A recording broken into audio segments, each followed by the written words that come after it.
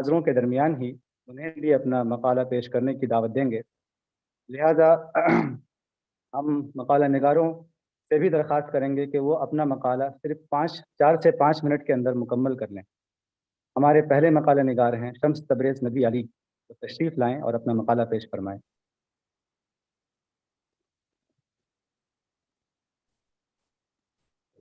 شمس تبریز ندوی علی صاحب تشریف لائیں۔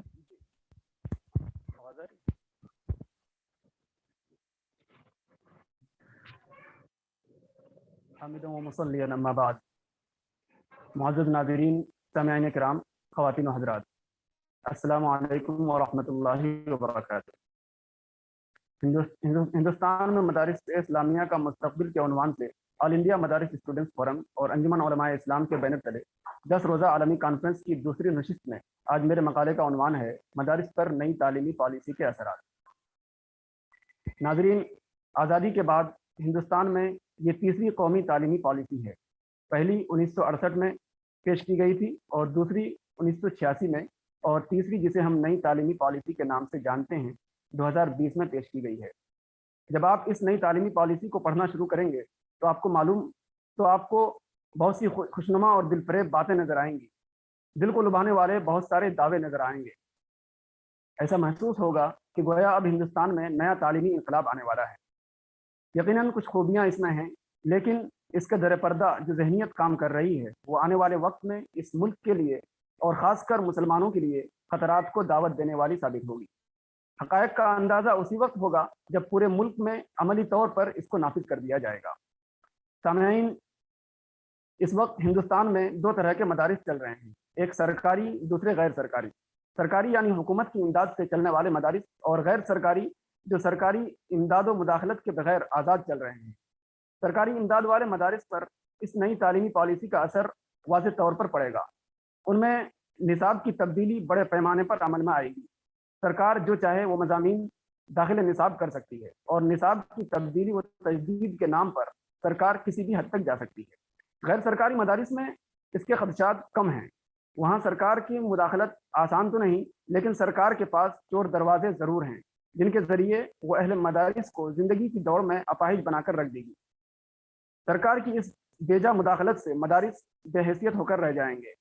طلباء آج کی طرح نہ تو عصری درسگاہوں میں بآسانی داخل ہو پائیں گے اور نہ ہی ان کی ڈگریاں قابل قبول ہوں گی۔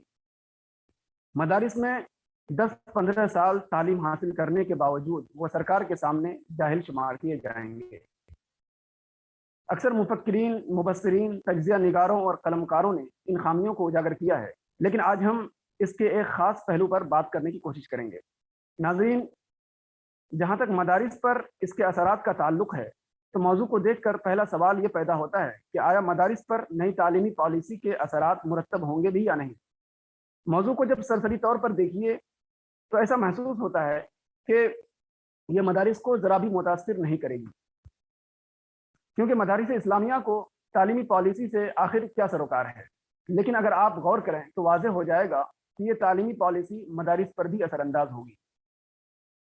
مدارس پر 2 طرح کے اثرات مرتب ہوں گے، ایک بالواسطہ اور دوسرے بلا واسطہ، یعنی ڈائریکٹ اور انڈائریکٹ۔ ڈائریکٹ اثرات اس وقت مرتب ہوں گے جب مدارس کے طلباء اعلیٰ تعلیم کے حصول کے لیے سینٹرل یونیورسٹیز کا رخ کریں گے۔ 2022 سے ایسے طلباء کی مشکلات میں شاید مزید اضافہ ہو سکتا ہے، کیونکہ اب تک تمام اداروں میں داخلہ امتحانات الگ الگ ہوا کرتے تھے، جن میں بڑی تعداد میں مدارس کے طلباء کامیاب ہو کر اعلیٰ تعلیم حاصل کرتے تھے۔ لیکن اب نئی تعلیمی پالیسی کے تحت تمام اداروں کا ایک ہی داخلہ امتحان یعنی کامن انٹرنس ٹیسٹ ہوا کرے گا، جس کے متعلق کوئی حتمی بات کہنا قبل از وقت ہوگا، لیکن اندیشہ یہی ہے کہ نیا نصاب مدارس کے طلباء کو ضرور متاثر کرے گا۔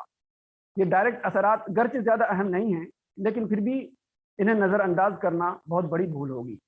دوسرے بالواسطہ اثرات ہیں جن کا تعلق ڈائریکٹ مدارس سے تو نہیں، لیکن یہ مسلمانان ہند اور خاص کر مدارس کے لیے زیادہ خطرناک ہیں۔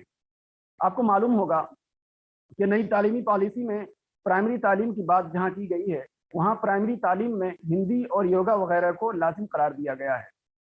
یہاں یہ بات واضح کرتا چلوں کہ یہ حکومت کی ہندو راشٹر کی پالیسی کا پہلا زنا ہے، کیونکہ راشٹر ایک دن میں تیار نہیں ہوتا، اس لیے اس کے لیے ایک مدت درکار ہوتی ہے، اس کے لیے ذہن سازی کرنی پڑتی ہے۔ وہ ہندی کی آڑ میں سنسکرت کے شلوک بچوں کو پڑھائیں گے اور یوگا کے نام پر پوجا پاٹ کرائیں گے، جن کی اجازت اسلام ہرگز نہیں دے سکتا، کیونکہ یوگا صرف ایک جسمانی ورزش نہیں بلکہ ان کے نزدیک یہ ایک عبادت ہے اور ان کے معبودوں کے تقرب کا ذریعہ ہے۔ لہذا ایسی صورتحال میں مدارس کی ذمہ داری کئی گنا بڑھ جاتی ہے، کیونکہ مدارس ہی اسلام کے قلعے سمجھے جاتے ہیں، اور یہ حقیقت ہے کہ مدارس اسلامیہ کی بدولت ہی ہندوستان میں مسلمانوں کی بقا ممکن ہو سکی ہے۔ ماضی میں انہی مدارس نے اسلام پر چوطرفہ ہونے والی الغار کا جواب دیا ہے، اسلام کی حقانیت کو ثابت کیا ہے اور ہندوستانی مسلمانوں کو کفر و ارتداد کی دلدل سے نکالا ہے۔ لہذا آج بھی ان کے بچوں کو کفر و ارتداد سے بچانے کی ذمہ داری مدارس کے کاندھوں پر ہی آتی ہے۔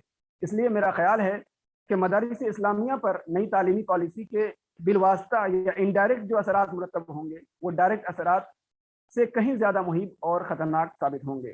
لہذا آج کے اس پرآشوب دور میں جبکہ سیاسی طاقتیں مسلم تشخص کو برداشت نہیں کرنا چاہتی، مسلمانوں کا وجود ان سے ہضم نہیں ہو رہا ہے، اسلام کے خلاف ان کے اندر زہر کا لاوا پھوٹ رہا ہے اور مسلم مخالف طاقتیں پورے طور پر کمر بستہ ہیں، تو مسلمانوں کو بھی تعلیمی میدان میں درست اقدامات کرنے ہوں گے جن سے کہ ہمارا اسلامی تشخص قائم اور ہمارا دین و ایمان محفوظ رہ سکے۔ مدارس اسلامیہ اور تمام اسلامی اداروں کو اس جانب کوئی ٹھوس اور مضبوط لائحہ عمل تیار کرنے کی ضرورت ہے تاکہ امت مسلمہ کی نئی نسل کے مستقبل کو تباہ و برباد ہونے سے بچایا جا سکے۔ اہل مدارس کے پاس اب بھی موقع ہے کہ وہ وقت کی نزاکت کو سمجھتے ہوئے اس ضمن میں صحیح فیصلہ لیں، ورنہ جب پورے ملک میں نئی تعلیمی پالیسی کا نفاذ ہو جائے گا اس وقت ان کے پاس سوائے پچھتاوے کے کچھ نہیں رہ جائے گا۔ وما علینا الا البلاغ۔ آپ کی سماعتوں کا بہت بہت شکریہ۔ وآخر دعوانا الحمدللہ رب العالمین۔